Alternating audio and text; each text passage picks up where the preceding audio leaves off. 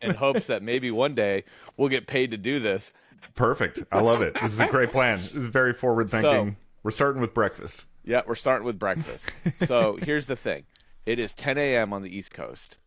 I have already put in not a full day. I put in a half day's worth of work already.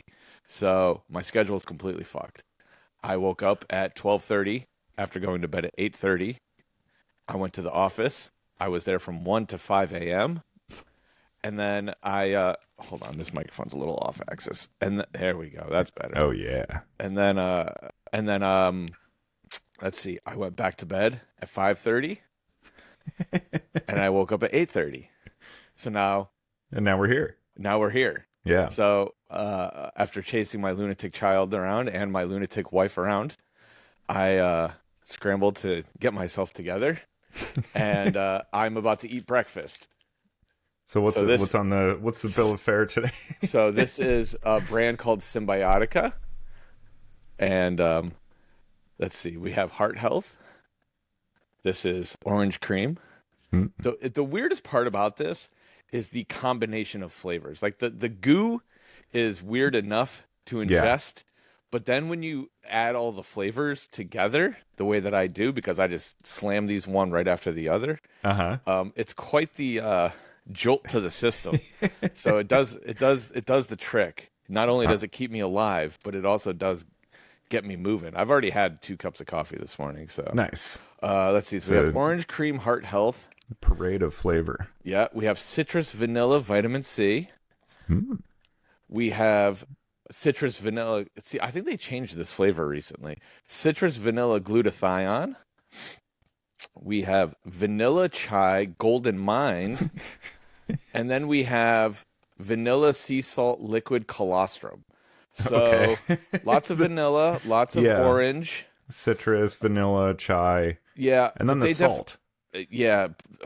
So this liquid colostrum stuff tastes like fucking cookie dough. This is the chaser right here. This is the final boss of these goop packets, but they're so good. So what is it?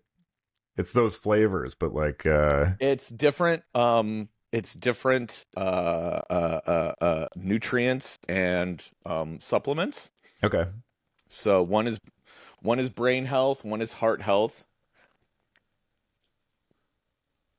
One is just straight up vitamin C, I guess. Oh, it's good. Glutathione is some like antioxidant, blah blah blah thing. It's supposed to be good for your gut and skin, I guess. That's what they tell me anyway. Listen, I didn't pick this stuff out. My wife did. This is what happens when you're in your 40s and you've done a lot of self-destructive things through your early adulthood. I do the same thing. Hannah she's like, here, we're taking these like mushroom pills now. I'm like, all right, cool. Yeah, so let's go, lion's mane. This golden mind is liposomal mushroom thing. So yeah, there's mushrooms in this, I think. Nice. I do also have a mushroom tincture, both of the fun variety and of the not fun variety. Yeah. Do you? I need to start microdosing the fun mushrooms again. I haven't done that in a while. I haven't since the last time I saw Dave, I guess. Fair. Have you tried mushroom coffee? Yeah, I didn't like it. No, it is a vile substance that should never be ingested by anyone. Hannah drinks it every morning. She like chokes it down. She's like, I'll get used to it eventually. It's been like 8 months. She's still like, it's awful. But they have a mushroom hot chocolate. Oh, okay. Which is very palatable. Well, I'll tell you what. If you want to like mushroom coffee, try Shilajit. What is... Is this a brand? Is this a street name? What is it? It is this resin that forms from some mineral base in like the Himalayas. And apparently it boosts testosterone like development naturally. Okay. So as you get older, you make less that testosterone. stuff drops off, yeah. And the last thing I want to do is like go on TRT for the rest of my life. So trying to hang on by a thread any way I can. So so Shilajit, and I don't know if it's all in my head or not. This is something I do in the afternoon. So instead of, or maybe in conjunction with my afternoon coffee, some days I don't put coffee in it. Some days I do. I do the Shilajit with hot water. It's literally resin, like it's like black tar. Oh, okay. And then I've got this honey. I'm running out of the Hawaiian honey, the Manuka honey, but I've got this other like local stuff. But so basically, it's like a teaspoon of honey and then 5 milligrams of this resin. And it is the worst thing I've ever put in my mouth.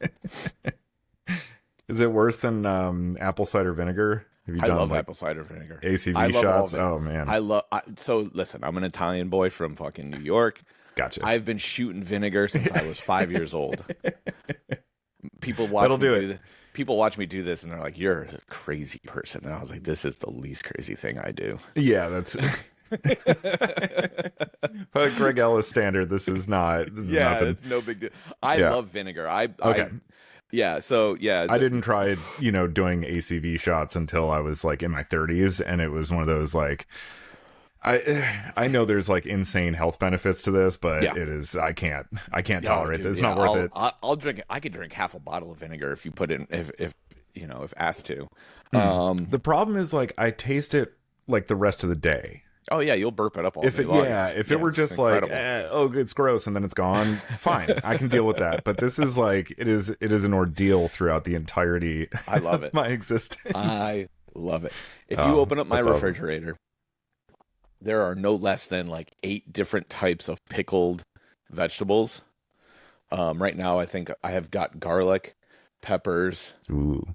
What else is in there? There's like 4 different types of pickles, like actual, like, pickled pickles. Yeah. This pickled garlic that I found recently is so fucking good. It's like literally whole cloves, and I just eat them like a snack. Amazing. That sounds incredible. Is this something you're getting at like a farmer's market, or are you doing this yourself? Yeah. Oh, yeah. Oh, okay. No, I'm not fucking doing that myself. Are you crazy? Come on. I've got, dude. I think you just put literally shit in jars with liquid and let it sit. Yeah. But you know what though? It seems easy in theory, but I know a few people who have tried to pickle things, and it A, hasn't gone well, or B, has drove them insane to get the right recipe. Yeah, you can go real deep. It's just something I don't need in my life. No. You don't want to turn into pickle shark? No. I would rather pay someone to give me good pickles and not have to think about it. That's fair. And honestly, like, so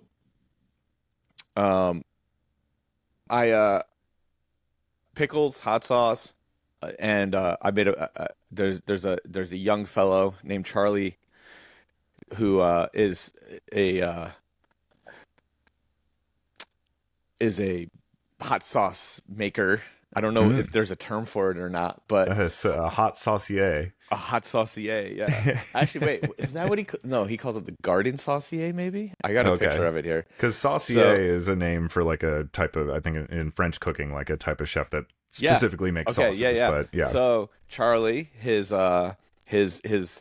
brand of hot sauce is the garden saucier. So there you go. Nice. So a while back, apparently the word has gotten out that I love hot sauce pre this podcast. I don't know when I've talked about it in the past, but I love hot sauce. I've got like 20 different hot sauces in my cabinet. You did mention that. I don't remember when it came up, but I remember your voluminous amount of hot sauces has been brought up. So this kid hits me up and he's like, "Let's make a shark sauce." And I was like, and I'm sitting there and I'm thinking to myself, like, what haven't I tried? Like, what have I never seen before? Like, I don't want you to make me something that I already know that I'm going to like. I want you to make me something that doesn't exist. That was my challenge for him. And he's like, "Damn, bro." He's like, "Well, let's think about it." He's like, come up with a fruit and a thing or something. And cherry was the answer. Nice. He made me a cherry ginger hot sauce, and I actually got it yesterday. He also sent me his mango habanero. That is amazing, and I actually cooked with it last night. I coated cauliflower in mango habanero hot sauce and then baked it for 45 minutes, and it was fucking incredible. That sounds great. Yeah. But this cherry hot sauce is outrageous. It's so good. He's actually submitted the recipe to the FDA to get like approval, so that way he can like sell it. Wow, that sounds amazing. Yeah, cherry ginger hot sauce is I would. It is hot as fuck though. Yeah. Charlie, you What might kind need of to dial. peppers? I don't know. You might need to dial it back slightly. I didn't tell him this when I texted him, but I probably should have. But if he listens to this, then Charlie, dial the heat back just a smidge, because This it will is be the test for Charlie. It is, yeah, we're gonna see if he listens to this podcast. Yeah. It's rowdy. It got me good. I was like, I don't think I can cook with this for me and Christina, because she's a little bit more sensitive to the heat than I am. So I really like hot sauce, but yeah, finding that balance between heat and flavor is like, it's tricky. That's the magic trick. Yeah, like that makes a like holy shit really amazing one. Because if the heat totally overtakes the flavor, especially I've had this problem with like jerk seasoning before. Oh yeah, where like the flavor is so good that I want to keep eating it, but like I'm literally immolating. Like the inside of my mouth is flaming, and like I get like a split second of the flavor. I'm like, oh, that's good, and then it's just more torture. Yeah. Like that's not my favorite thing. There's a I don't know if they've made it up to the Northeast here yet, but down in the South they got these potato chips called Wrap Snacks. Oh yeah, I've seen those around the Midwest. Yeah, okay. So it's just potato chips collab with different wrappers, and like the wrappers, I don't know if they actually pick the flavors or not, but Lil Baby has an all-in flavor, and so it's like all of the potato chip flavors all mixed together. So it's like salt and vinegar, barbecue, fucking this, that, the third, whatever. And if you eat an entire bag of them, you will literally destroy the top layer of skin on the inside of your mouth. And I've done it several times. And every time I do it, I'm like, I got to stop eating these. And then, because this gas station right next to my old house in Atlanta used to sell me a fucking big section of Wrap Snacks. And these all-ins, man, they're so good. They're so good. Now, I was going to say, it sounds great, because it's just like every chemical they have at their disposal. Yeah. Let me preface this with, if you are unaware, I don't have a sense of smell. So my flavor palette, or whatever you want to call it, is slightly different than the average. I can handle all the crazy things, and I don't know, what that says about me, but I lost it when I was a kid in a car accident, and it's like a mild form of brain damage. And so strong flavors are my friend. Let's just put it that way. Sure, yeah. Yeah. But damn. I do have like a very like nuanced palate. Like I can pinpoint little things. I just like strong flavors. So sure. It's an interesting sort of... Yeah, that's kind of fascinating the way that's got to affect your... I'd imagine there is... Well, that's the thing, is people think that I can't taste because I can't smell. And it's actually the opposite. I can taste everything. Yeah. My taste is enhanced, but I just crave strong flavors. Yeah, it's a compensatory. It's like how blind people, their hearing gets really amplified, and they can hear extraordinarily well. It's like, your senses find a way of balancing them. That's crazy. I just want to like sit and eat different things with you and like tell me what you're tasting. Pick out flavors. I do this with Christina all the time. I'm like, we should do a blind taste test, because she's always talking shit, and I'm like, your palate sucks, or your whatever. Like, I don't know. Have you ever tried or heard of Miracle Berry? No. It's so it mirrors, it like flips your flavor palette. Okay. Yes, I have heard. Yeah, about this. so so it's what people take to like stop eating sugar. Mm-hmm. Right. Yeah, and then there's some restaurants that do it as sort of like a high end experience. Like, hey, we're gonna give you this thing, and then for dessert, you're gonna eat like Thanksgiving dinner, and it's gonna taste like peach cobbler. This type of stuff. So, that'd be. That'd be fun. I've never actually tried it before. I just know there was a Y- place in Chicago that was like doing a lot of stuff with it for a while. Yeah, I've heard It always about I've sounded heard really about interesting, that. but yeah, that'd be a cool. All right, let's both flip our palettes and Let's see what happens. see Yeah. what. Yeah, Oh boy. Well, obviously we so didn't put a episode out last week. I was in the desert.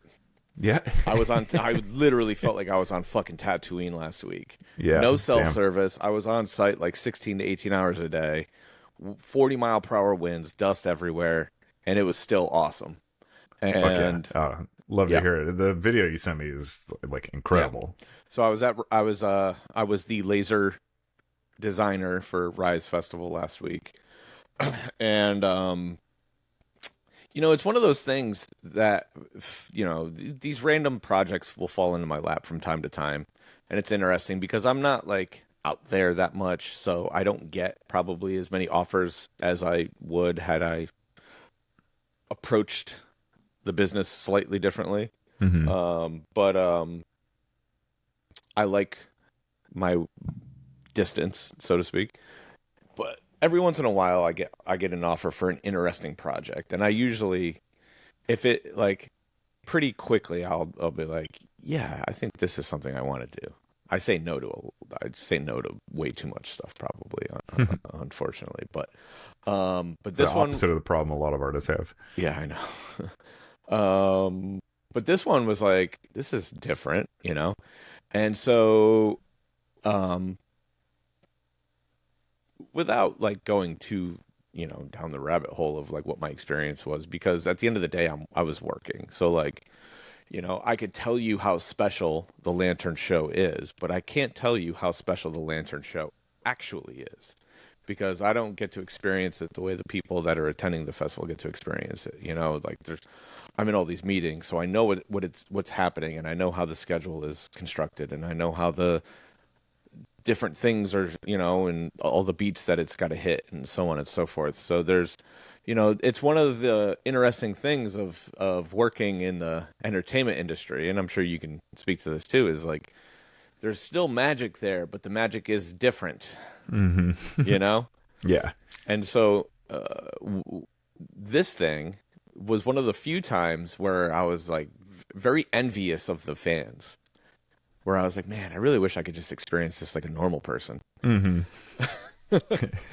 Like that thought doesn't cross my mind very often. Right. But for this one, it really did. So I know they caught a bunch of heat online Friday because here's the deal. We were getting our asses handed to us. We could have, and we probably should have canceled the show on Friday, but the festival producers really, really, really, really wanted to try to make it work. Mm. And, so so Friday had you're not on social No. media, so you don't know all the hullabaloo, but, Weather the shed or lines, dude, here's the thing. It's this dry lake bed, like 20 miles south of Vegas. There's one road in, one road out. That's it. mm. So like, if there's a crazy dust storm, people can't see more than 20 feet in front of them. Yeah, there's going to be traffic, and yeah, there's going to be long waits, and yeah, there's going to be this, like the people that did show up, it was nuts. Like things that you don't anticipate happened, where like people were like preparing for fucking the end of the world or something. So like all the food sold out, all the merch sold out because people didn't dress appropriately. And it's Mm. like, and so then they catch a bunch of heat online for it. And it's like, guys, like, look at all the videos. It literally looked like a war zone out there. It was Yeah. crazy. And Holy shit. and everyone tried their best to like make it work. And the shows still happened. They had to cancel the Lantern Festival for Friday because of the wind. Like, there's just, what are you going to do? It's open flames. Right. Yeah. So, but Saturday and Sunday went off without a hitch, and it was beautiful. Awesome. And it was incredible, and everyone had an amazing time. And so I just want to sing its praise, sing Rise Festival's praises, because it is a very special thing that they're trying to do out there, and I was very honored to be a part of it. And hopefully I'll be out there again next year, and maybe we'll see more familiar faces out there next year. I know I saw a couple of people. Nice. And yeah, there's a spirituality to it. there's a therapeutic aspect to it, and there's a very communal sort of thing going on, and it's a cool thing. So, Rise Festival, 2 thumbs up. Nice. It's Yeah. awesome.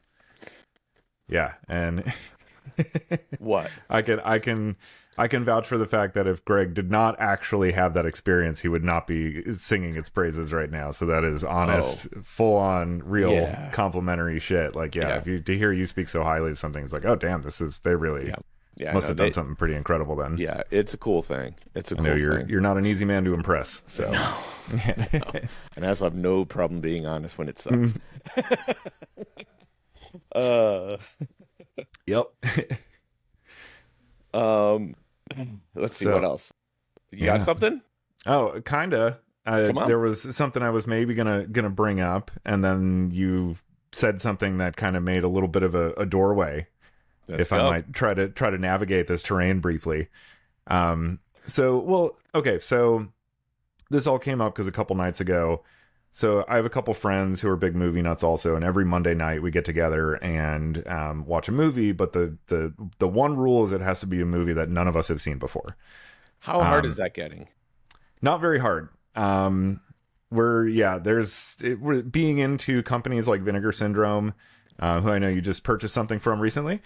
Well, I didn't purchase it from them. I got it from one of my tape trader buddies, and I got it for a fucking smoking deal. Oh shit! Awesome. Hell yeah. What did I pay? $55 for it? Oh, so that's like pretty much what it was when it came out. Yeah. That's amazing. But yeah, so being into these sort of like cult preservation film worlds and everything, there's like, it opens your world up so much broader to like all the fucking movies that are out there. So anyway, and then we're all big collectors too, so we all buy movies at a faster rate than we can watch them. So we all kind of have our own backlogs of like, I actually own like 40 movies that I've never watched. Yeah. So anyway, That's it? No, it's way more than that. I'm looking over there, and I probably own 700 records that I've never listened to. Yeah. Can you see the stack of movies on top of the TV over there? Turn it to your left a little bit. Let's see. There you go. Yeah. That's the backlog? That's just horror movies. Okay. Perfect. Yeah. Perfect. Well, so I keep pulled talking those out because for I'm October. going to grab something because I wanted to talk about this anyway, but we'll do a little show and tell thing too once we get to this part. So Sweet. Keep talking. Anyway, so yeah, anyway, we get together every Monday and we watch movies together that we've never seen, and it's it's always a roll of the dice. Sometimes we see stuff that really is like, wow, I can't believe we've slept on this for so long. This is, just unlocking so much more of the broader conversation that's been happening across the history of film. It's really cool always to catch glimpses of those where you see like the conversation happening from, one filmmaker to the next generation to the next generation. And, so anyway, this has been a really cool way of filling in a lot of those gaps. But for October, of course, we were like, let's watch, some horror shit that we've never seen. And on Monday, we watched 2 movies. We did a double feature, actually, of these 2 films called Necromantic. Oh, yeah. Are you familiar with these? I'm familiar with them. I've never actually seen them, but I know of that them. was same. It's amazing cover art, and like they have a reputation. They're the necrophilia movies. Yeah. It's what it is. I'm trying to think if I have the soundtrack. Actually, I might actually have. Dude, the soundtrack is if you have the soundtrack, I think I do. I would love to listen to that sometime because the music is pretty incredible, for its own reasons. But anyway, so I'm bringing this up because these are movies. Oh, no, I have Necromonicon. Oh, Necronomicon. Yeah. Okay. Necronomicon. Yeah. Nice. That's what I have. If you happen to come across the score for Necromantic or Necromantic 2, grab it. Okay. It's some wild shit. But anyway, we turn these on, and you mentioned, with the Lantern Festival, we don't experience things the way that other people experience them, and that certainly is true of things that we work on behind the scenes to create the experience that then they get to experience. Yeah. But also, you spend enough time sort of behind the curtain, and then even when you're the one experiencing things that other people made, you're looking at it from the perspective of like, oh, you know, the construction of it. Yeah. Sometimes. So with film in particular, that's, you know, it has demystified, working in film has demystified a lot of film for me, because Sure. instead of just being like, holy shit, like, what is that monster? I'm looking at, I'm like, oh, how did they make that? You know, Yeah. like, is that all practical? Those are like really impressive effects, you know, blah, blah. Yeah, the ability to suspend disbelief is completely just demolished because yeah, with quick little just sidebar on this, just to give an example of, for me. So one year at for Fish at the Garden. Now, see, Fish is like the one like sacred place that I have where I try my best to just be a fan. Like, I don't go backstage. I don't, you know, I'm not hanging out. I don't get any special treatment. I pay for tickets. I do, you know, like, I'm there just like every other person. Love that. But That's awesome. but it doesn't stop me from, like, you know, being distracted from time to time. And there's one time in particular where I thought I was going to lose my fucking mind. And because Fish does their New Year's run at the Garden every year, and it's 4 nights. And, you know, getting older means, you know, the endurance isn't quite what it was, what it once was. So a 4-night run is a daunting task. Yeah. And so Chris and I have kind of come to the agreement that 2 or 3 nights is plenty. And she's right. Unless I get a bug up my ass. And one year I got a bug up my ass. And I was able to get us a couple of tickets last minute for the first night. And so we rolled in, and they were behind the stage. And because so in MSG, Fish does audience behind them also. There's no curtain. And so you can see all the moving trusses and everything from a different perspective. And what I quickly learned was that beautiful rig, when you're staring at it from the right side of the stage, is not nearly as beautiful on the back side of the stage.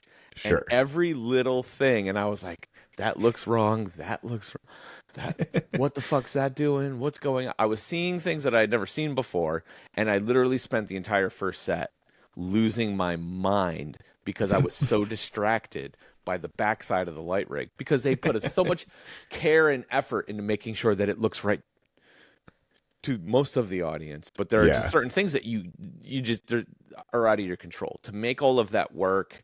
There's all these different, you know, things happening and safety measures, and this cable slack needs to be this thing and this, and it's nothing that they're doing wrong. It's just it just is what it is. Yeah. And I could not, for the life of me, stop fixating on this fucking light rig for an entire set of music. It was driving me crazy. I finally called one of the guys. I was like, yo, you got to get me out from backstage, from behind the stage. I can't be back here. I'm losing my mind. I'm having a terrible time. Yeah. I don't even know what they played the whole first set. Yeah, dude, it's crazy. So continue. That's my little version of you know. Yeah. Well, I love that knowing you have that too much. Yeah. I love that you have that space you can go to, though, where you're just like, no. I'm just a guy, you know, at this show. That's awesome. Yeah. But yeah, so anyway, so with film in particular, and I mean, I've been watching, you know, horror movies, quote unquote, scary movies, disturbing movies that maybe shouldn't have been made for a long time. So I'm pretty like used to this. What was that Japanese movie that I stumbled upon that you told me I should not buy? Oh, Guinea Pig. Yeah. Yeah. I believe you had stumbled upon Guinea Pig 3 or 4, which was a mermaid in a manhole. Yeah, something like that. Yeah. I mean, you know, if you're feeling adventurous, I'd go for it. But disclaimer: adventurous is a massive understatement. Yeah. But so Necromantic going in, I was kind of expecting, you know, to for it not to be all that much, you know. Like I've seen plenty of weird fucked up movies before, some dealing with necrophilia.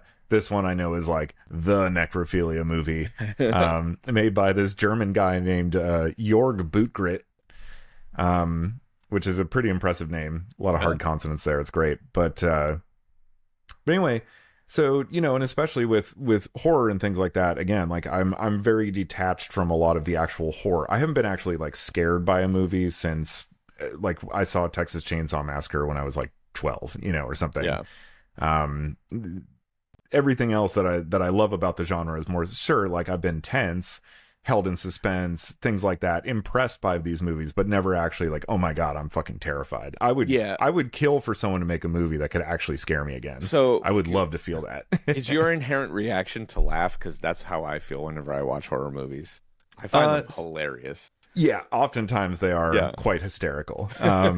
Yeah, sometimes you know, like the ones that are effective, I'm more so just like in awe of them. Okay. Because of like how they've managed to, you know, do something different with the genre or create a really compelling, you know, villain or creature or like whatever it is they're trying to do, you know, things like that. I'm more so like, okay, cool. I'm looking at it again from like a standpoint of how they made it effective as a film and not just like letting it affect me, right? So what's your take on this? Because from what I understand, the Terrifier franchise is kind of like taking off like a rocket ship. It blew up. Yeah. I've still never watched any of them, so I have no idea, but I have actually not seen any of them either. It's actually on our list for this October to watch these. Well, okay. Yeah. Maybe I'll try to watch it too. And we'll do a special spooky Halloween. I mean, it's more, is it a horror movie or is it? Yeah. Okay. Yeah. Because there's 3 of them now. The first one, so my wife watched the first one a while ago, and she was like, it was just this like oddity that was on Shudder. Yeah. It had been getting a little steam, but she just saw the villain in it. It was like crowdfunded, wasn't it? Yeah. Yeah. Yeah, and then they've done a lot of sort of grassroots and crowdfunding based things to get like the second and third one made and then put into theaters and more theaters. And it's actually like from an independent film standpoint, even having never seen these movies, I love them. Yeah. Just because of like the success story they represent and like how rare that is nowadays, and that this was like literally just they got it out there, they found their audience, the fans fucking loved it, and like everybody kind of agreed we need more of this. Yeah. And they were all able to work together as a community to like make it happen. And that's the best case scenario for the like social media interconnected world that we're in now, as far as like, you know, the forwarding of film. So like, yeah, I love that it's been so successul and all this. So I do want to watch them. I think part of me is like afraid that I'm not going to like them because I love their story so much. I'm like, what if it sucks? And then also I want to say the second one is like 2.5 hours long. That's too long for a horror movie, isn't it? A horror movie is like 90 minutes. Yeah, and say 75 to 90 is all you need. That is the sweet spot. So that was kind of like deterred me a little bit as well. But anyway, So, you know, going into Necromantic, it was, you know, I was expecting it to be tamer than I expected. And also it's like, okay, sure. Like, you know, at the end of the day, all I'm really going to see is some actor fondling, you know, a prop. Yeah. It's not going to read to me like, oh, she's fucking that corpse. Like, this is so gross. Yeah. Then we started watching Necromantic. And 40 minutes later, I was like, oh, she's fucking that corpse. This is so gross. Oh, it got you. It was effective. We had a really uncomfortable 3 hours watching Necromantic and Necromantic 2 back to back. There was a part, because the first one is only like, it's funny because this is what we said at first. We were looking at it and we're like, oh, the first one's only like an hour and 10 minutes. It's like 70 minutes long. Yeah. And then 20 minutes into it, we were like, there's still 50 minutes of this. Oh, yeah. It became a horror. So, yeah, and it was hilarious. As soon as the first one finished, my friend Ben that was with us turned to us and he was like, if we're going to watch the second one, just turn it on right now.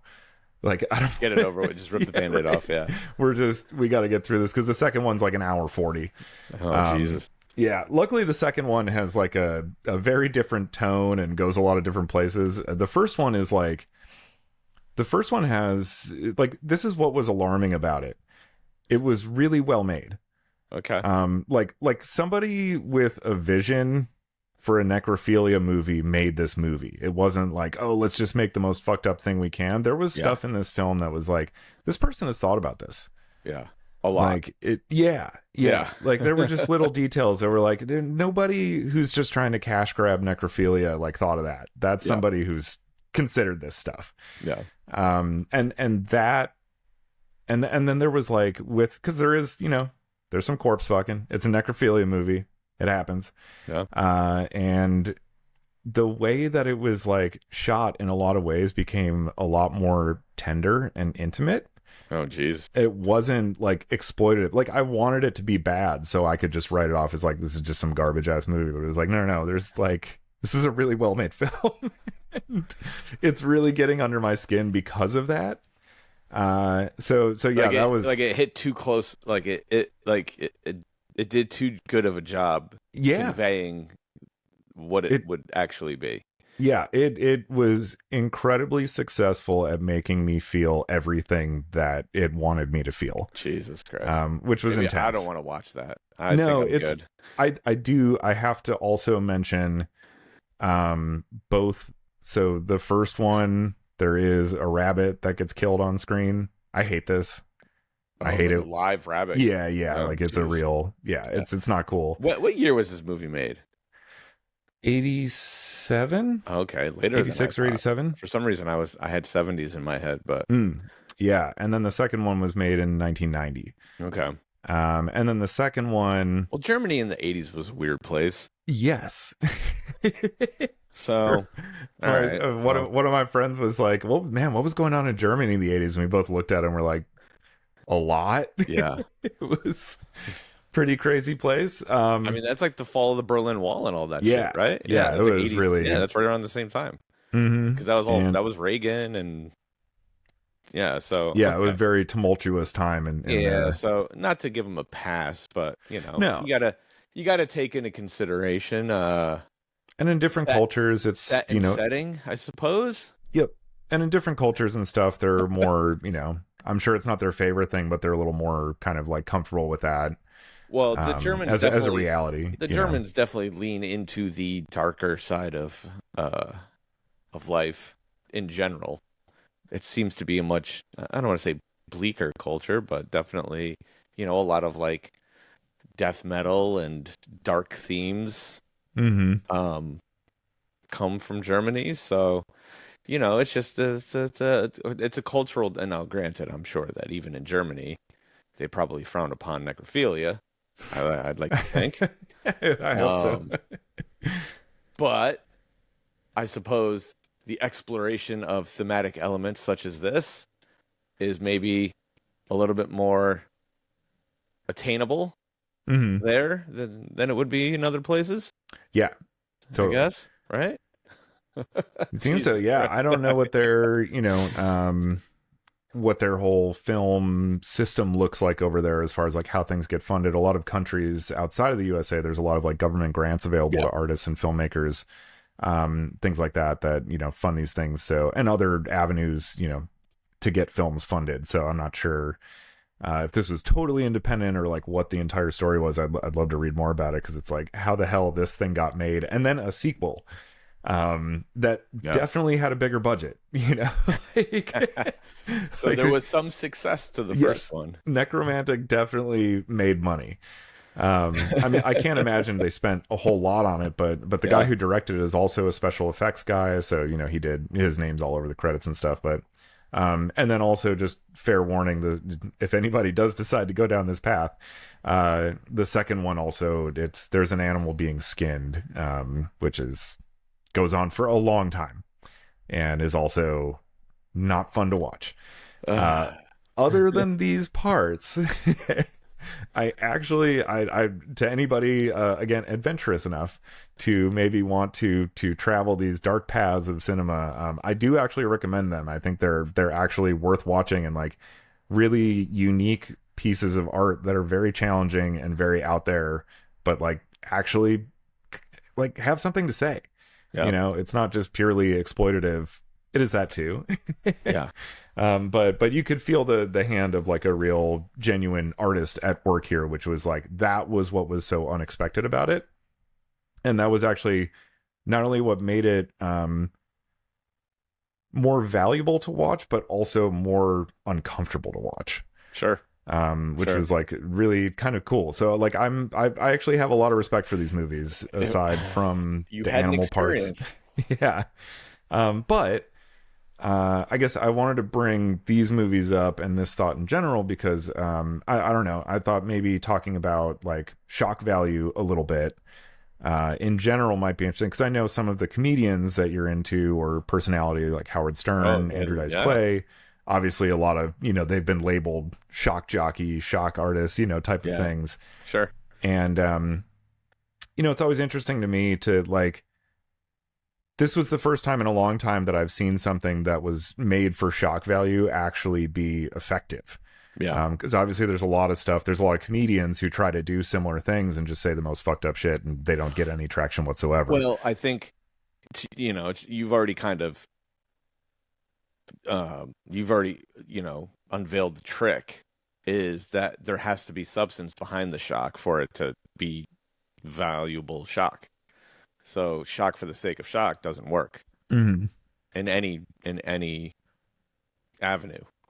The reason why like people like Howard Stern, his shockingness was balanced with honesty and integrity to, if you want to look at it that way, and valuable information and so on. So like, and with comedians, it's a little different because I think like Dice is an interesting example. You threw his name out there. He was only shocking to a certain portion of America, right? He was reflecting what most of Americans were thinking.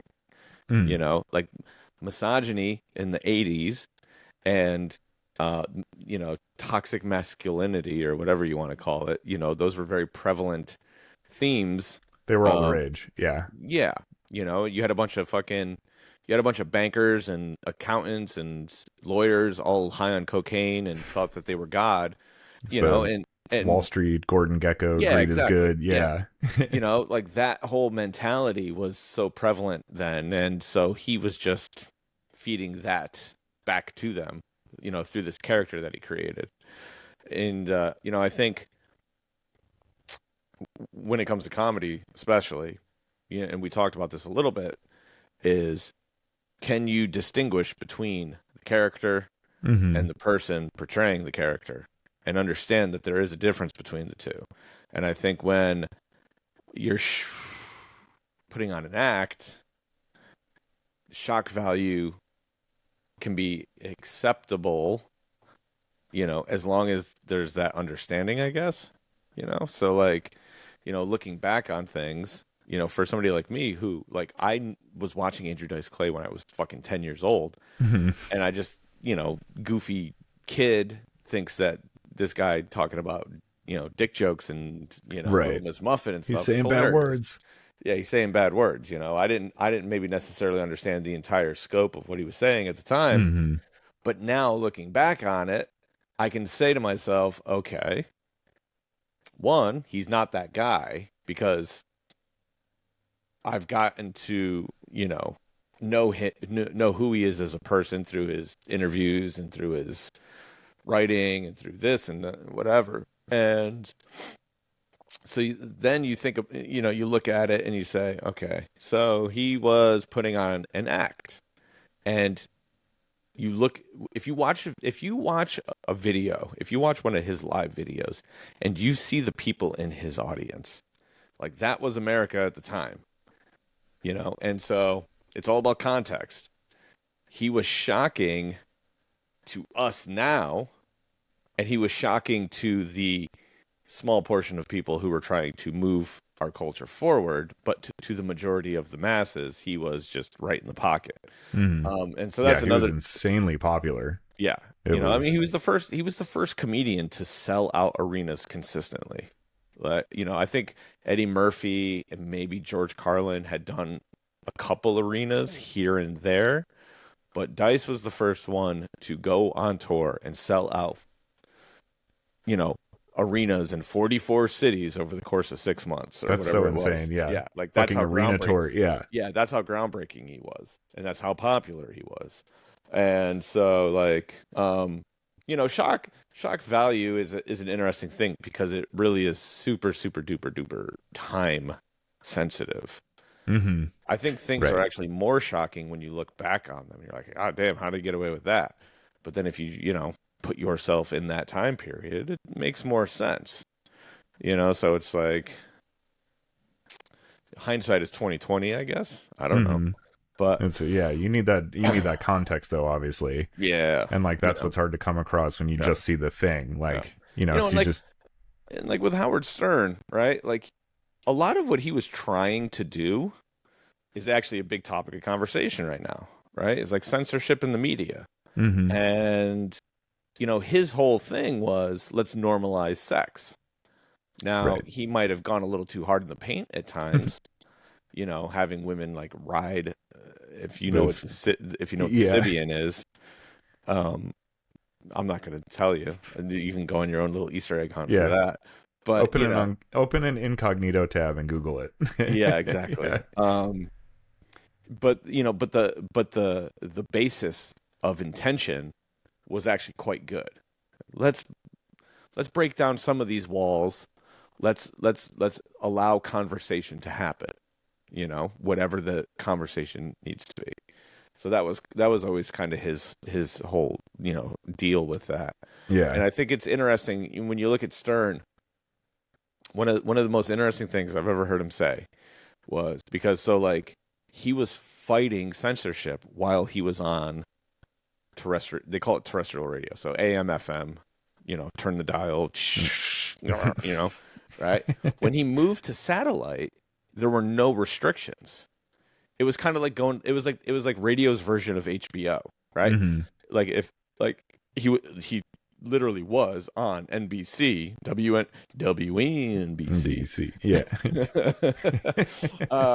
So he was on like basic cable. So for drawing analogies here, he was on basic cable and he was being censored, and he had to fight the FCC, and he had to go through all this bullshit, and he paid millions of dollars in fines, or the people behind him paid millions of dollars in fines, and then when he went to satellite radio, there were no rules. So it was like going to like HBO or something, right? So it'd be like, watching Seinfeld and then watching The Sopranos. And it's like, oh, okay, I can say whatever I want. I can do whatever I want. You know what ended up happening when he went to satellite? All of the shock went away Hmm. because there was no reason for it anymore. Sure. Yeah. And like he got roasted for it for years. Lost a lot of fans because they were like, where's all the sex stuff, and where's all the naked chicks, and where's this and where's that, and blah blah blah blah blah. And he's like, guys, Not why I was doing it. I don't need that anymore because I'm not I don't have to fight for my right to say and do whatever I want. I can do and say whatever I want. Now I would like to have meaningful conversations and have more nuanced comedy bits and so on. And what he's done in the last like 10 years has been like a huge like gay rights activist essentially. They do. It's funny because It's awesome. we're in October now. So okay, so real quick, I woke up from my second sleep, the one at 8:30. I went outside to take the dog out, and today is officially the first real day of fall here. It is gray. It is kind of raining. It is 58 degrees. The leaves are changing, and I could not be any happier. That's awesome, dude. We had that yesterday. Yesterday was that for Yeah. us? Like on Monday, it was like 82 degrees and Yeah. sunny, and then yesterday, rainy and like 63. Yeah. It was like awesome. I'm so glad this is here. Yeah. But he so okay, that's what I was talking about. Yeah. So every October for the last, I don't even know how many years they've been doing it. They do this thing called Cocktober. Now, this may be shocking to some, I don't know, but the whole intention is to normalize homosexuality, and it's not a big deal. Let's have fun with it. Yeah. So like a couple of the guys on the show like to show their penises, so they do all these goofy games. They've done like miniature golf with their dicks. They've done the one of the funniest ones they did was I don't know, uh, how many people listen to Howard Stern anymore. It's hard to say, right? It's kind of like, like with all these streaming services, they don't really put the numbers out. So you don't know like Right. how popular something is anymore, other than like if it makes some top 10 list or some shit, right? Or if you Yeah. see everybody talking about it. Yeah. But if they keep giving it a bigger platform and renewing it, then so like obviously it's done if I well. start throwing names out there, I don't know how many people are actually familiar with these people. But basically, there's this old, like the most like cliche, like Italian motherfucker you've ever seen in your life. And the funny thing is, I don't even think he's Italian. I think he's Jewish actually. But his name's Ronnie Mund. He was Howard's limo driver in the 80s, and he's just one of the loudest characters you could like. You think of that like that old school stereotypical New Yorker. He's just loud and boisterous, and all the things. But over the years, they find out things about each other, and at some point, he admitted to letting his wife peg him with a dildo, and he enjoyed it.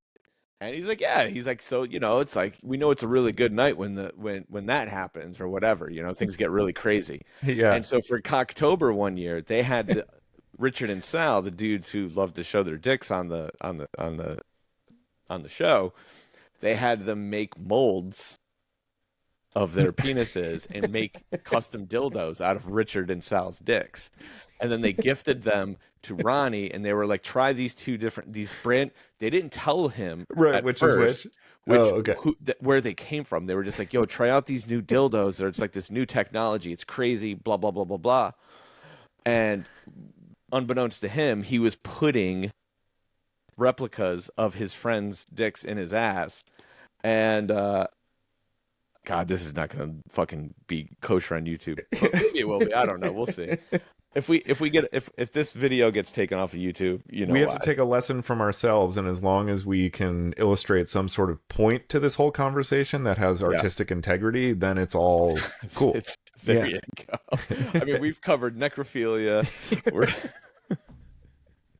We're covered. Jesus Christ. Well, this is the censored podcast. Yeah, this is the NC-17 episode. So anyway, yeah. But the whole point being, right? Let's normalize homosexuality. Let's be allies to our gay friends and to our trans friends. And that's what Howard is that's kind of the flag he's been waving for the last 10 years. And people, the crazy thing is, I don't think anybody in the gay community knows that he's been doing it. Like I never, ever, ever, ever, ever. And I've got a lot of gay friends who love to post a lot of things in the social rights forum. And not once have I ever seen them post a soundbite of Howard Stern going to bat for them. Damn. So that's an interesting thing. And maybe I need to talk to a few of them and be like, hey, do you know that this is happening? Because literally the biggest broadcaster in the history of the world has your back, and you guys aren't using him as an ally. So yeah, but I think it's important to like, when you zoom out on these kind of things. Now, the whole point of this conversation, I think, was is being shocking effective. I guess is that the point of this conversation? I'm just wanted to just bring it up as a topic in general and see where it goes. It's an interesting one. Yeah, I think in the world of comedy, it's pretty obvious when you're being shocking for the sake of shocking, or if you're being shocking because it helps actually tell the joke that you're trying to tell. And I think the good comedians and smart fans can see through a lot of that stuff. When I listen to these guys on their podcast and they talk, when they break down the science of joke telling and stuff like that, they'll use guys that, the bad version of what we're talking about. They'll use them as an example of like, yeah, this idiot, he's just out there saying dumb words. shit. Yeah, he's just out there saying words, hoping to get attention. And I think most people are savvy enough to see through that. And that's probably why when you really, like, if you say the word shock jock, or if you say, or like if you name the top 5 most shocking comedians, you would actually have to think about it for a while, because the ones that effectively do it are very few and far between. Yeah. And you almost don't think of them as like shock comedians, because it seems like such a pejorative thing to call them. Like you're saying that's in a diminishing way, a reductive way, that's like that's all they are, whereas like the ones that do it well, you don't really think about them like that. They're just great comedians who leverage difficult subjects or whatever. Yeah, I think for me, like, okay, so like Howard Stern, I've been a fan of Howard Stern for basically shit.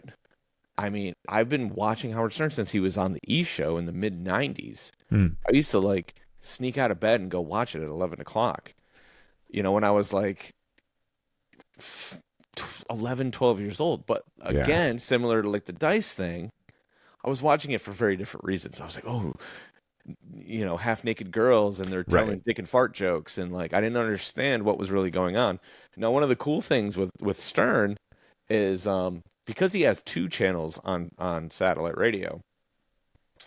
They have like the live channel, Howard 100, and then they have like the archive channel, Howard 101. And when I first, like, because there was a few years where I wasn't listening, like, in every day, and then there was something that really hooked me one day. I'm trying to think of what it was. It was definitely very, very bad, actually, now that I think about it. I know what it is. Better left unsaid, perhaps. I mean, it's funny. I mean, if you're going to say it, this is the episode to say it. It's funny. I'll tell you what. If he did it now, he probably, like, I mean, but I guess at this point, Howard Stern is grandfathered in. You can't cancel Howard Stern. Right. Even though they tried to this year. You just can't. He's just one of those guys. He's an institution. Like, there's nothing he can do short of, killing a midget and a hooker to fucking, be gotten rid of. Live on the air. Yeah, exactly. Right. But no, they were doing this. Gosh, here you go to like set and setting sort of thing where it was in the midst of like the whole like Iraq. I think. Well, no, it was later than that. So I guess this would have been Afghanistan. I don't know. It was in the mid 2000s at some point where like, American Pride was still pretty strong, and like things were not going, it was easy to shit on people in the Middle East then. Yeah, and post 9/11 jingoism was pretty strong still. Yeah, and they were doing this like, they were doing this bit where it was like the Taliban hotline or something like that. And it was basically like they were doing like contests to like, but so he was like the hotline operator, and he was talking in a really ridiculous, like, Indian accent or something, or Middle Eastern accent. And it was like, oh no, it was customer service for terrorists. That's what it was. And so terrorists would call in and they would be like, I'm having issues with this car bomb, I need your help, and shit like that. And like that's what it was. It was actually quite funny. But that's what I mean. It got me back in because I was like, this is outrageous. But when you think about it, he was like, because I think it was, I think this was probably around the time where like call service centers really became like a thing that was outsourced to India and Pakistan and so on and so forth. So he's like, so who do the terrorists call? Are they calling Mm. Someone in India or Pakistan, or are they call or is that call center somewhere else? Yeah. For customer service. That was the whole premise of the joke. Now it's all coming back to me. Yeah. And so yeah, and so then it's like all these terrorists like calling with like absurd scenarios of like how their like death devices aren't working and Yeah. shit like that, or like, am Oh. I actually gonna get like whatever the promise is of if you Oh die a yeah. noble Then like death, 100 virgins or whatever. am I Yeah. really gonna get 100 versions? Because if I only get 90, is this Yeah. really worth my time and shit like that? It's kind And of I a was deal just breaker. Yeah. yeah, and like so like that was the bit that got me back like really back into Stern. I was like, dude, this is some wild shit. Yeah. But it was an Damn. interesting take, and then Well, and it underscores like again what makes this stuff successful, and like really any good humor or humorist is that like the joke isn't the offensive thing. Like the yeah, offensive thing that's the is thing. being Yeah, yeah, used in a joke to comment on something else. yeah, And like exactly. that's what makes it good. If you're just like doing a bad Yeah, Middle Eastern accent to just make fun of the way people talk, then like that's not yeah, very funny. You know, yeah, it's exactly. or Yeah, funny at all. yeah, But terrorist calling to yeah. try to troubleshoot their suicide vest It's hilarious. is ripe territory. Yeah, and but so that's when I was listening to that on 101, or no, I was listening to that live, and then they started running commercials because he had just gotten on Sirius. So it must have been like 2006 maybe, because I think I missed it for the first year. I probably didn't have enough money to get Sirius XM Yeah, it was at that point. expensive. Yeah. And so when I finally got it, and then they were like, and then I think they might have just added the other channel or something. I don't know. But they were like, yeah, go back in time with Howard Stern and listen to all the things from the 80s and 90s and da da da Wow. da da. So he was able to take his entire library of everything that he had done on terrestrial radio, and they made this whole like anthology series where they would just splice different bits and different interviews and different moments. And so That's really cool.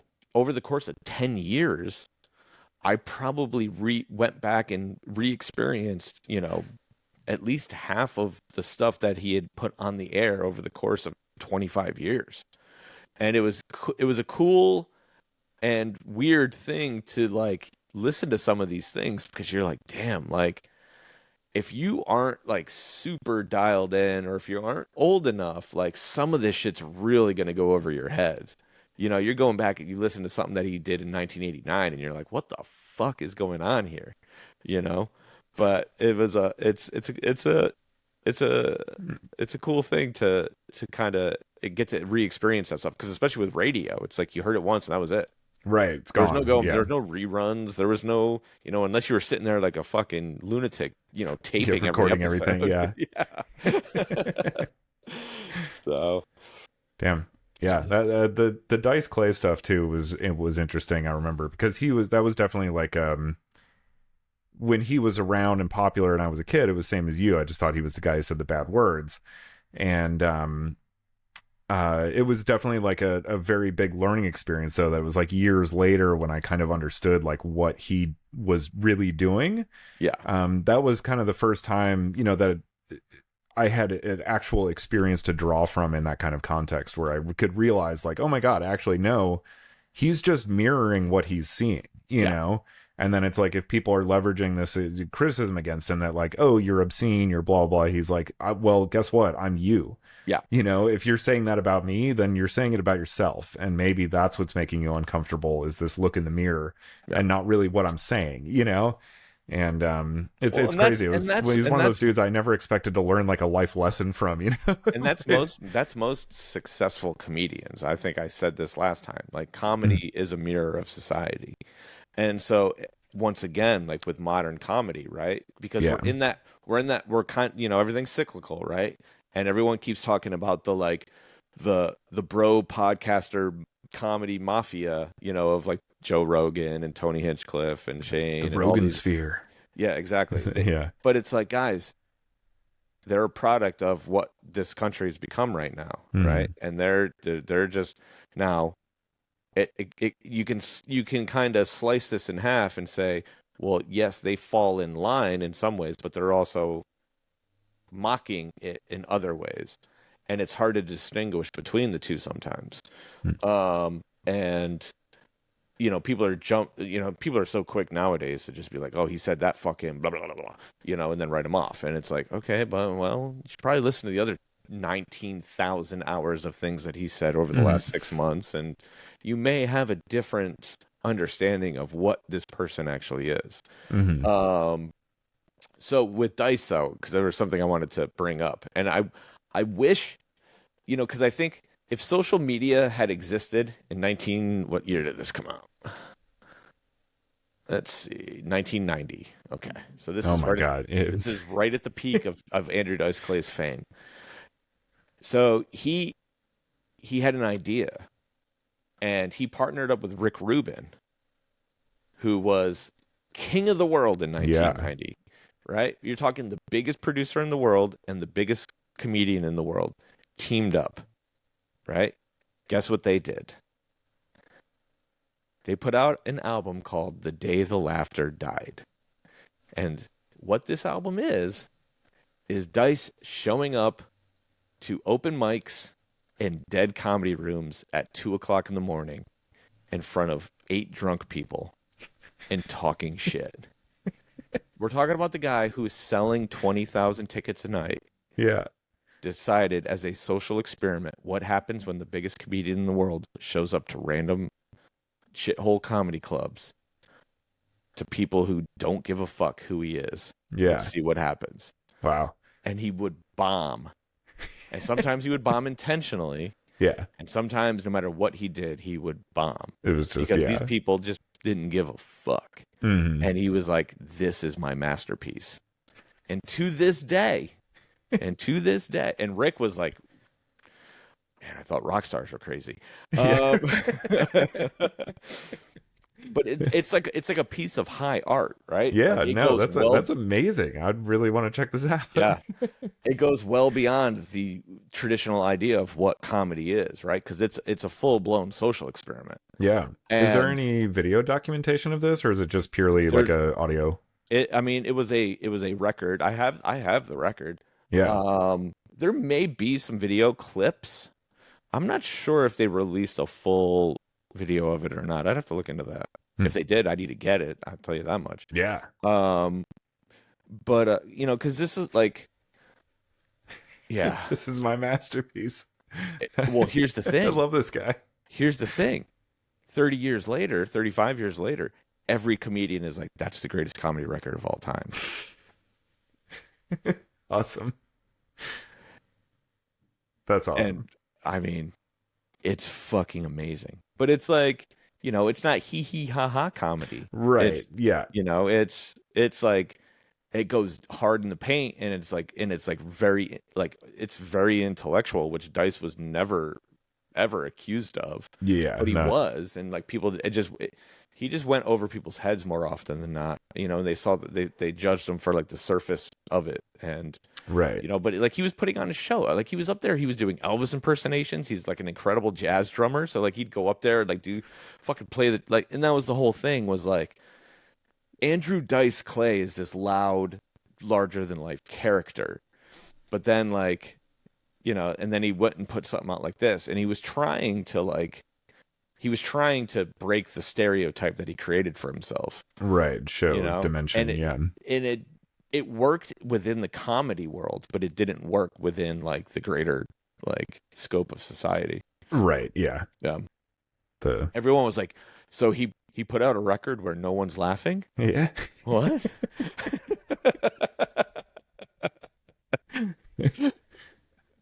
I mean, that is also an interesting like experiment for even like a big arena show. Yeah. Just like only, if you have like obviously they're going to have a mic in their hand, but if you had like a lavalier on them to capture as cleanly as possible just them and none of the audience laughing, and then release the record with like just the like dead room. Yeah, exactly. Kind of interesting.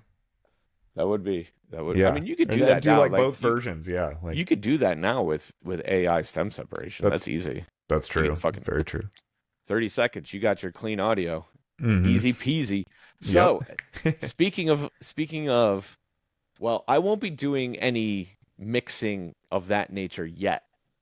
But I want to finish today's episode by giving a little bit more information about my upcoming art show. Ooh, because yes, tickets please. are now on sale. Hell Go yeah. to what's the website?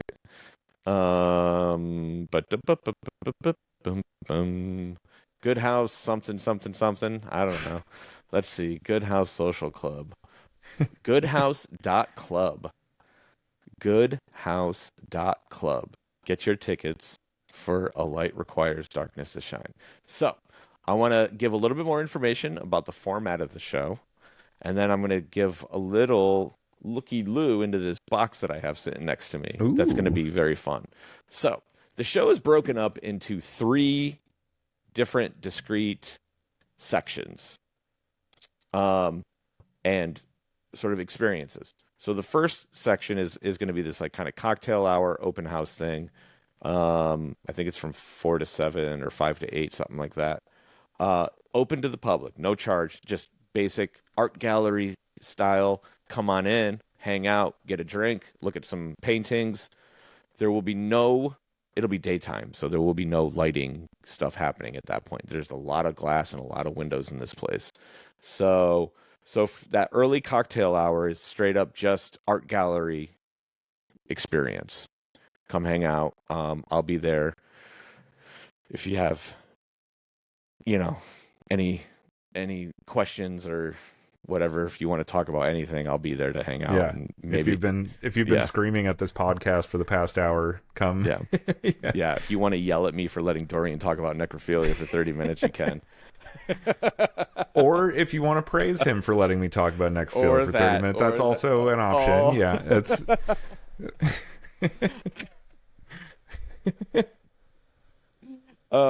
so that's the first part of the show. The second part of the show, this is the ticketed part. We're gonna do a dinner and a thing. I don't know how to describe it yet. Basically, so the ticket is I don't know. We're still working on the menu part of it, but I think it's going to be a prefix sort of situation with some different options. So this is sort of the highbrow portion of the art show. Tickets are $150. Basically, that gets you your meal plus, the like live show, so to speak. And what that's going to entail is basically I am in the process of creating a mix, sort of like a DJ mix, I guess. I don't know what you would call it because it's not going to be that, but it's going to be something. And I will be performing live visuals with this lighting installation that I am creating. And then very cool. And then the third section will once again. So if you have it, here's the thing, right? If you have a ticket, this is a small building. I think it only holds like 250, 300 people. So however many tickets we sell, if those people all stay, we're going to have very limited ability to bring more people in for the party version of this art show, which will be the late night sort of dance party where the lighting installation will kind of take on a new version of itself, and it'll be a little bit more goofy and fun, where the dinner version will be a little bit more serious and ethereal, I guess. So that's kind of the gist of how the day is going to play out. So it's going to be a very long day. But I'm very much looking forward to it. You should have some cherry ginger hot sauce available at dinner, assuming the menu would make that an appropriate condiment to offer. But you know what knowing, did I meet the chef at the open house? I think I did. I don't think I want to make any I'm not going to impose anything on him now that I think about it. I do look fair, and you know what? If the chef is like that, that's usually a good thing to just be like, cool. The food is amazing. I've eaten there. I want to go there again here in the next week or two, so that way I can, nice, share some examples of what you might be enjoying, because the food's incredible. They take a lot of pride in the food that they're putting out. Cool. And I wanted to try something different. I wanted to try,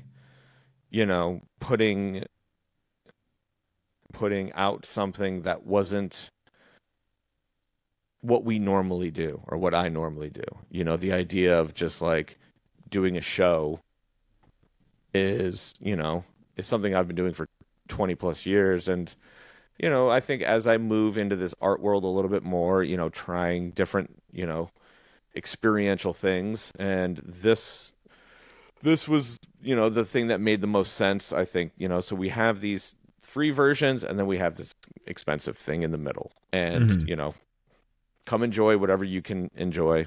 But so for the ticketed performance, I am in the process of curating this playlist that I will be performing to from my very expansive and obscure record collection. Mm-hmm. And so that was actually one of the things I was doing this morning. So I'm going to pull out a few of the gems that I found. Let's see here. Do you know?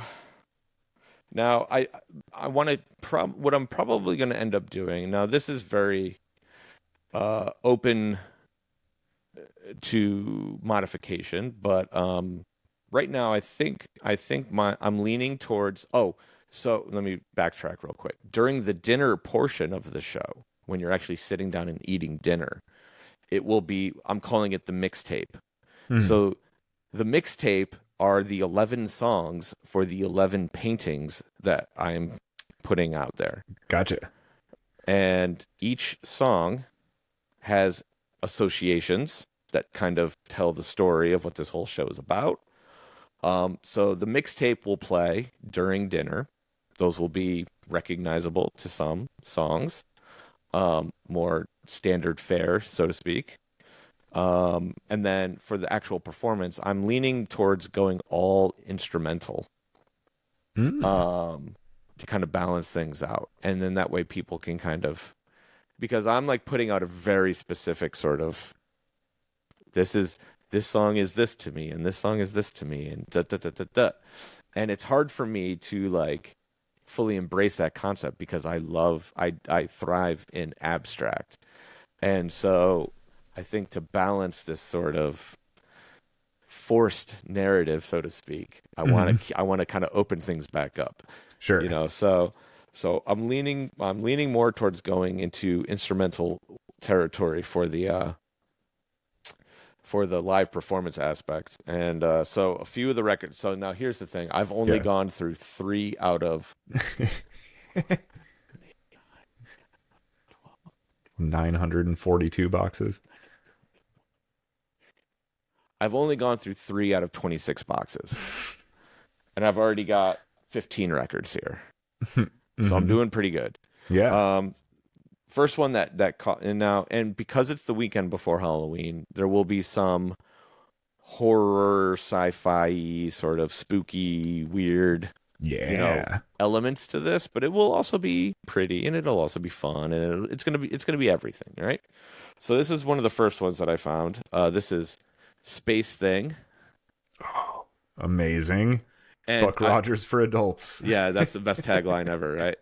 So this is something that's it's made the short list. Yeah, that looks like a must play. This one will definitely find its way into the show. This God, it's called so the band's name is Sensations Fix, and the album is called Fragments of Light. And this is an Italian psych band. So this will be a fun one to find its way in. Cool. Yeah, right? Prog rock Italia. Who's been reading my diary? Yeah. So this is a very obscure Ennio Morricone soundtrack called Luminoid. Ooh, yeah. Awesome. Yeah. Full cover. Let's see. What else do we got in here? Oh, you're going to love this. Let me see. Where is this one? There's more Italian. What do we got here? Profondo Rosso. Dario Argento's Profondo Rosso by Goblin. Deep Red, Yeah. classic, all-time classic piece of Italian cinema. Great music. Oh, this is a more modern one that I found that I started this is actually still unopened, but I just pulled it up on Spotify because it caught my eye. Mm. It's called Spaces by Nils Fromm. And this shit is incredible. Oh yeah. So yeah, Ooh. this will be making it into the show for sure. Okay. Oh, cool. I'm writing And that down right now. then where was the other one that I found? I thought of you instantly when I found this. Oh, here we go. Do you know that this exists?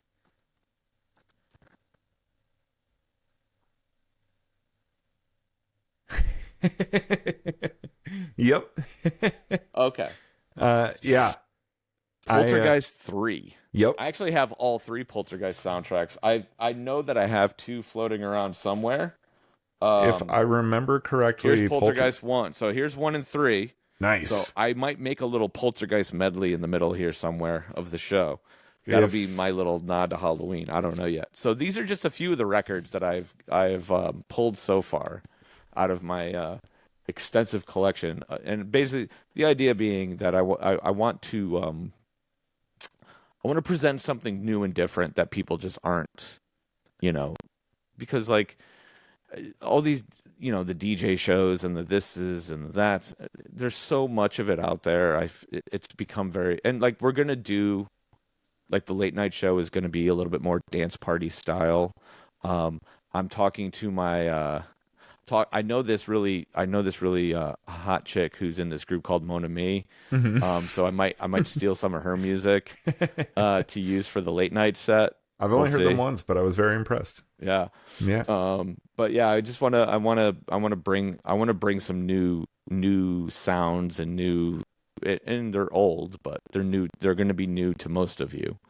And just present sight and sound in a way that maybe you've never experienced before. So hell yeah. Yeah. I got a lot of work to do. So yeah, it's so crazy. I can't wait. I wish I could be there for it. Yeah. It sounds I've already got two. incredible. I've already got two paintings like pretty much done. The one good thing I will say is that I am unbelievably, incredibly inspired right now. The space is really starting to finally kind of come to life. And the exiting of the space for a week and being crammed into literally the most unideal situation possible, makes me want to be here even more. So like I'm ready to go. I hit the ground running yesterday. I've been going nonstop. I'm a fireball of production and creativity. So hell yeah. Yeah, I'm really excited to try some new things. Thanks. Before we sign off, I'd like the quick opportunity to engage in what the kids call a weird flex. Sure. So Poltergeist 3 was directed by a guy named Gary Sherman. Hold on, I want to Please verify. Yeah. Where'd it go? I can't wait for you to be wrong one of these days where I can call you out and be like, God damn it, Dorian. It's happened, but not often. All right, let's see. It doesn't have the movie credits. Wait, hold on. Oh, there they are. So, okay, say that again. Gary Sherman is the God director. damn it, you're right. Yeah. So okay, who starred in it? Tom Skerritt. Wow. Good job. I actually just watched a movie with Tom Skerritt in it like 4 days ago. So this was kind of. Do you know what the first track is called? That I couldn't tell you that one. Meet the Friendly Window Washer. Ooh, oh. I have met Gary Sherman. I wouldn't say I know Gary Sherman, but I have met the director of Poltergeist 3. He came to my film school when I was there. He was good friends with one of my professors and is a Chicagoan. Nice. So he came through and we've actually spoken. So he's a very nice guy. Was it a good conversation? It was. He was very realistic with us about what becoming a filmmaker was like, especially in Chicago. So it was sobering, but it was really important too. Like, this is gonna suck. But... Yeah. He's like, basically he told us what I tell when our film school has asked me to come in and speak to students before, before they went bankrupt. But when I would go and talk to the students, I would tell them the same thing basically Gary Sherman told us, which was like, if you're happy doing, if you can be happy doing literally anything else with your life, go and do that. Oh shit! It was Because like that, huh? it's really it's like if you are getting into film because you would die if you couldn't make movies, then stick around, you know. Yeah. Because you're gonna need to draw from that to get through it. Oh, But yeah. like if you could be happy just like making money being an accountant, like, oh my god, just treat yourself and go and do that. I mean, I will say this.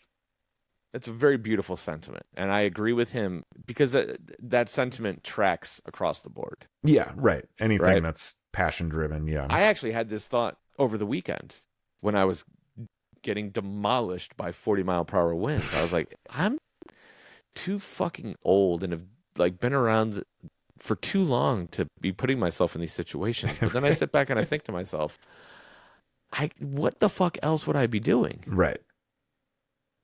Like, if you're built for it, you're just built for it, and Yep. you can deal with it, Mm-hmm. you know? And at 1 a.m. on Sunday night, when I found out that my truck wasn't showing up and that I didn't have any loaders, what did I do?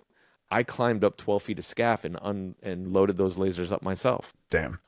And I loved that. I actually took a video of that. I was like, that might have been the happiest I was because one, I never do loadout, but it was like this weird, like sort of challenging victory of like, nothing's going to stop me this week. Right. The winds didn't stop me. This stupid situation is not going to stop me. And that mindset, like if, you know, because you have to have that mindset when you're coming up, Mm-hmm. right? Nothing's going to stop me from doing this. That's like literally, if you can't tell yourself that under the best of situations and under the worst of situations, you will never actually get where you want to go in the creative arts ecosystem. But then when you can still say to yourself 25 years later, you know that like this is what you're meant to do. And but if you can't say that, if you can't say nothing's going to stop me from doing this, then just stop doing it. Yeah, just So save yourself some wasted effort. Yeah. Gary, wise words from Gary. He could not have hit the nail anymore on that. Yeah, no, because his career is like, you know, he's had ups and downs for years, you know, it was cool. Everybody cool. trying to get into the arts should talk to somebody like that. Well, I think we're I lost Dorian, so I guess this is a good time to wrap up. I mean, we've been talking for almost 90 minutes today. Yeah, that was crazy. This is a good one. Yeah, flew by. Hey, so did fly by. Share this podcast with people, please, because we're really enjoying doing it, and I want to keep doing it. And I found out an interesting little nugget. We are already in the top 25% of podcasts in the United States. Wow. So, not to say now. Listen, we still got a long road to sow, my friend. Yeah. Because you like for us to make this a a successful thing, we got to get into like the top like 5%. So we still got some work to do, but you know, I know there's some people that are really enjoying this, and share with your friends. Hell yeah. Share with your fake friends. Mm-hmm. Share with your enemies. All are welcome here at the Stroke of Midnight. Yes. Till next time. Indeed.